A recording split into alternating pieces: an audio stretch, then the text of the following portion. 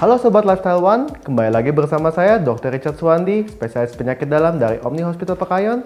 Pada kali ini saya akan membahas mengenai HIV dan AIDS.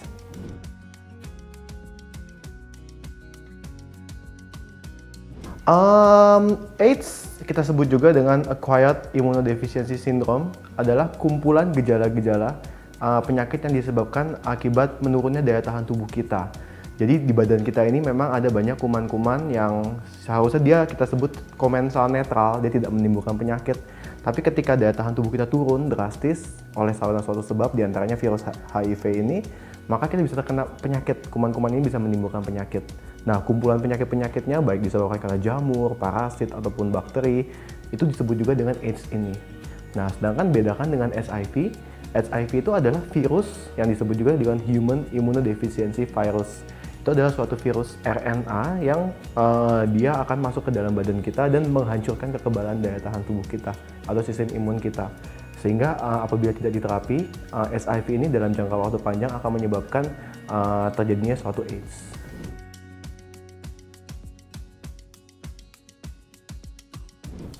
AIDS sendiri ya memang sebenarnya AIDS sendiri itu sangat populer disebabkan karena HIV ya. Namun sebenarnya penyakit-penyakit yang menyerupai AIDS ini dapat juga disebabkan karena sebab-sebab lainnya. Misalnya pada penderita kanker, misalnya daya tahan tubuhnya rendah sekali ya, atau pada pasien-pasien yang memiliki penyakit autoimun di mana dia harus minum obat yang menekan daya tahan imunnya. Jadi penyakit-penyakit ini bisa timbul pada pasien-pasien seperti ini, meskipun kita tidak sebut dengan istilah AIDS. Begitu. AIDS sangat populer hanya kepada HIV saja. HIV ini ini mungkin banyak miskonsepsi ya. HIV ini hanya menular melalui darah. Ini sobat-sobat perlu tahu ya. Jadi banyak kan pertanyaannya apabila teman kita atau kita bertemu dengan orang yang menderita HIV atau HIV ini bisa nggak sih kita tertular hanya dengan bersalaman atau yang trennya itu berciuman saja, bisa nggak? Itu sangat jarang sekali. Jadi yang paling penting harus ada darah dari si penderita yang masuk ke lapisan mukosa, baik mulut, mata, ataupun organ kelamin mungkin yang masuk di bagian tubuh orang yang sehat untuk bisa terjadi menularkan penyakit HIV ini. Jadi ya memang yang paling sering penyebaran HIV ini ya diantaranya melalui penggunaan jarum suntik bergantian, di mana ya ada pertukaran darah dari situ ya. Kemudian melalui transfusi yang mungkin tidak ter-screening. Zaman dulu kan belum tahu ada penyakit ini, jadi nggak ada saringannya, kita nggak tahu, itu juga bisa positif. Atau ya yang non alat bisa juga dengan hubungan seksual paling sering. Hubungan seksual terutama untuk kaum penyuka sesama jenis, di mana hubungan laki-laki dengan laki-laki ini sangat lebih mudah menularkan karena hubungannya dilakukan secara anal ya. Untuk hubungan seperti ini itu tidak ada lubrikasi dan sangat rawan ada lecet dan ada transmisi darah dari si penderita ke orang yang masih sehat ini.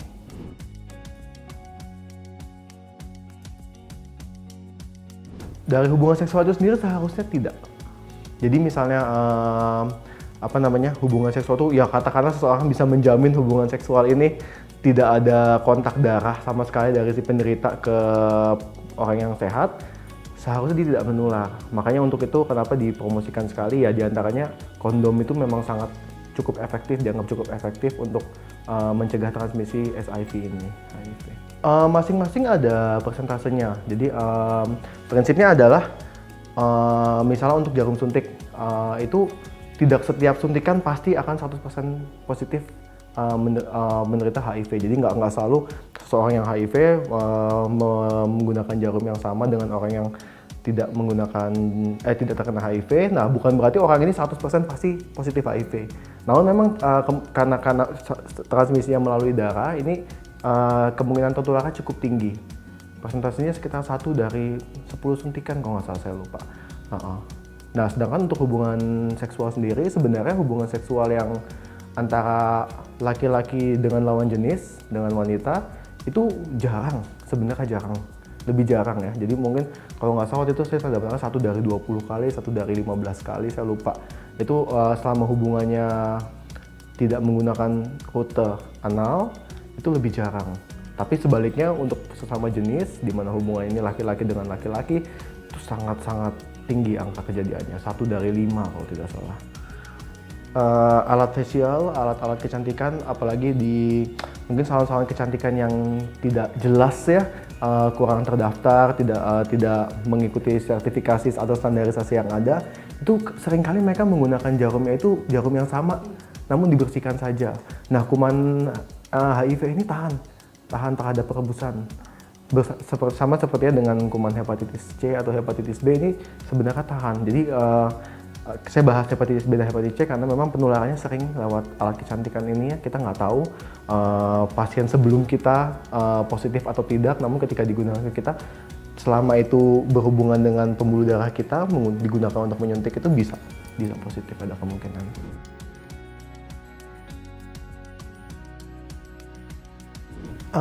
Sayangnya tidak. Jadi HIV ini seseorang yang positif tidak akan ada gejalanya sampai dia masuk ke fase AIDS. Memang ada yang kita sebut dengan gejala akut HIV, di mana gejalanya itu terjadi pada sejak pertama kali paparan, dia terjadi pada minggu kedua sampai minggu ke-9, variasi sekali, dan ini tidak terjadi pada semua orang. Gejala itu biasa berupa panas badan, pegal-pegal, seperti gejala infeksi virus pada umumnya, kadang-kadang disertai dengan pembesaran kelenjar getah bening, tapi gejala ini kan sebenarnya mirip dengan gejala flu. Jadi biasa pasiennya ini nggak sadar. Kecuali kalau misalnya mungkin pada saat berobat ke dokter didapatkan memang ada riwayat penggunaan tindakan-tindakan yang beresiko menularkan HIV, biasanya saat berobat ke dokter pun dokternya nggak sadar kalau tidak didapatkan anamnesis ini. Dan gejala ini hilang, dalam waktu 1-2 minggu dia hilang. Dan pastinya mungkin merasa, hanya pilek saja, hanya tidak ya. Nah, tapi sebenarnya dia sudah positif HIV kalau misalnya itu disebabkan oleh virus HIV. Dan setelahnya dia akan masuk fase dorman, di mana HIV-nya ini positif, tapi tidak ada gejala sama sekali. Daya tahan tubuhnya akan pelan-pelan dikikis oleh kuman ini, perlahan-lahan. Nah, tergantung dengan bagaimana gaya hidupnya si pasien, kesehatannya, pola makannya. Nah, suatu waktu dia akan menjadi AIDS. Kecepatannya sangat bervariasi tiap orang, tapi normalnya sekitar 5 tahun sampai yang paling lama mencapai puluhan tahun, 20 tahun lebih baru dia menjadi AIDS positif.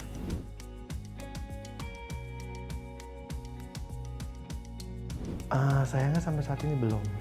Ya, jadi HIV saat ini, kalau HIV zaman dulu ya, itu vonis meninggal itu. Tidak ada obatnya, tidak ada pengobatannya sama sekali. Tapi HIV sekarang sudah berbeda. Seiring dengan perkembangan teknologi, kemajuan teknologi itu sampai sini adalah kita bisa menemukan obat-obatan yang akan menekan si virus ini. Jadi virus ini tidak akan hilang sama sekali dari tubuh, tapi ditekan dengan obat-obatan. Jadi apakah seorang penderita HIV bisa sembuh? Tidak. Tapi apakah seorang penderita HIV dengan pengobatan yang teratur bisa seperti manusia normal, hidup normal sampai tanpa komplikasi dan yang lainnya? Bisa. Dengan syarat dia berobat teratur, minum obat, konsumsi obat secara teratur.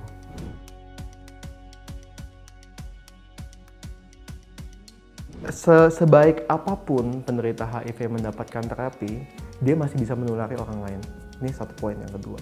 Untuk ibu hamil, sebaik apapun pengobatannya memang ada kemungkinan baik sepersekian persen untuk menularkan ke anaknya, tapi kemungkinan ini akan meningkat sangat tinggi apabila si ibunya tidak mendapatkan pengobatan. Data menunjukkan seorang wanita penderita HIV yang tidak mendapatkan pengobatan dan dia jumlah kuman di badannya itu dalam titik tertentu yang tinggi, itu kemungkinan menularkan ke bayinya apabila dia tidak mendapat obat itu sekitar 50%. Berarti 1 dari 2 kehamilan. Tapi apabila wanita ini mendapat pengobatan teratur, jumlah kumannya ditekan seminimal mungkin, obat-obatannya ideal, itu angka itu bisa sangat berkurang sekali. Dan yang perlu diketahui, WHO sendiri sudah mengatakan bahwa wanita yang menderita HIV bukan merupakan larangan untuk hamil. Wanita ini boleh hamil, masih berhak untuk memiliki anak, tidak dilarang dengan syarat dia harus berobat secara teratur.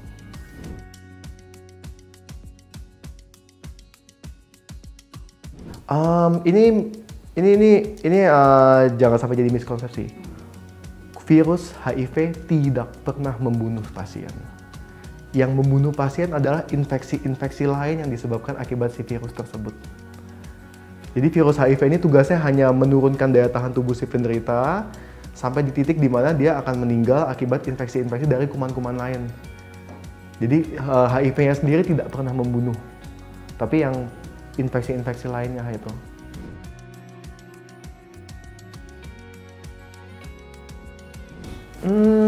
Untuk yang sudah positif HIV, yang pertama ketahuilah bahwa Anda membutuhkan pengobatan. Itu yang pertama.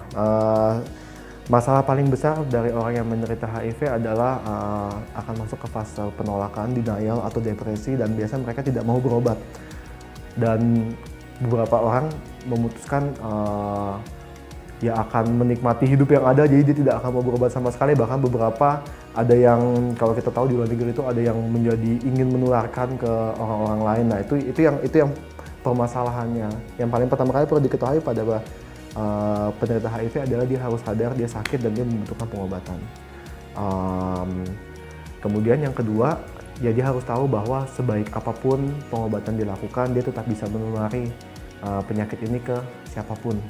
Jadi dia harus, tentu saja ada tindakan-tindakan pencegahan yang diperlukan. Apabila ingin berhubungan, tentu saja harus membutuhkan kontrasepsi. Apabila ingin hamil, harus konsultasi ke dokter dan mendapatkan pengobatan. Penggunaan jarum suntik bergantian sama sekali tidak diizinkan, dan jangan coba-coba donor darah. Itu diantaranya.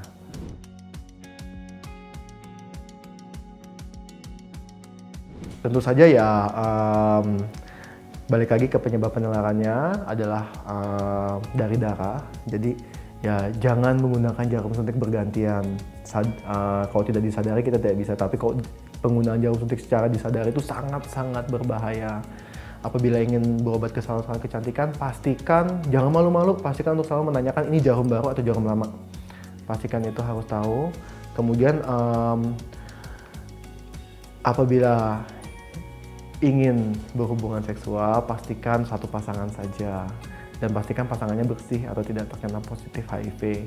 Jangan biasakan bergonta-ganti pasangan seksual, apalagi memiliki hubungan dengan sesama jenis sangat-sangat tidak disarankan. Dan apabila memang harus seperti itu, ya gunakanlah pengaman atau kondom. Ya, kira-kira sekian sesi tanya dokter kali ini. Saya Dr. Richard Swandi, spesialis penyakit dalam dari Rumah Sakit Omni Hospital Pekayon. We care with passion.